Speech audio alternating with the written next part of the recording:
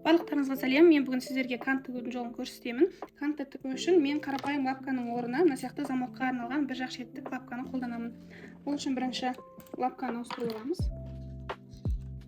Және де екі матаға мен бірден қосып тігемін. Оны тігу үшін маған мына сияқты косая бейка лентасы қажет болады. Лента менде қазір 1 сантиметрлік, жалпы ұзындығы 4 сантиметр жүреді. Және де мына сияқты шнур. Кез келген шнурды лентаның ішіне өзіңіз таңдап алған косая бейка лентаның цветіне байланысты таға берсеңіз болады. Ең бірінші осы косая бейканы ашып, оның ішіне мына шнурды салып бекітіп аламын. Кант сізде неғұрлым ұзын болады, соғұрлым бұл сізден шығып кету қаупі бар. Сол себепті мен бірінші осыны бекітіп аламын. Яғни ешқандай закрепка ештеңе жасамаймын, тек машинкамен бір жүріп аламыз. Так, міне енді менде шнур ешқайда кетпейді. Өз басынан ұсталып тұр. Осы шнурды ары қаратай мен қазір матаға бекетін боламын. Так, бірінші матамызды жайып аламыз. Соның үстіне жәнегі бекітіп алған косая бейка лентасын қоямыз.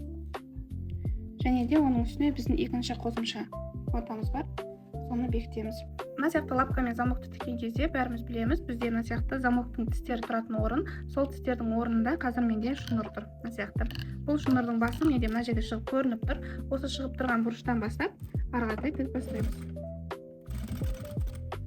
Инемен қыстырып алсаңыздар да болады, мен машинкада бірден тігемін, бекіте отыра. Тігетін кезде припускас бірден осы косая бейка лентаңыздың жалпы қалыңдығымен біркелкі қылып дайындап пішіп аласыздар матаны. Өйткені ленталарыңыз 2 сантиметр, припускарыңыз 1 сантиметр болатын болса, сіз объемнан жеп қоясыздар.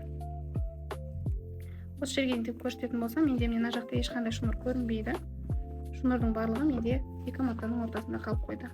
Мына сияқты біркелкі стандартты формада сізде косая бейкамен тігілген канттың формасы шығады. Қажет десеңіздер, бұны одан да жақын жіңішке қылып тіксеңіздер болады.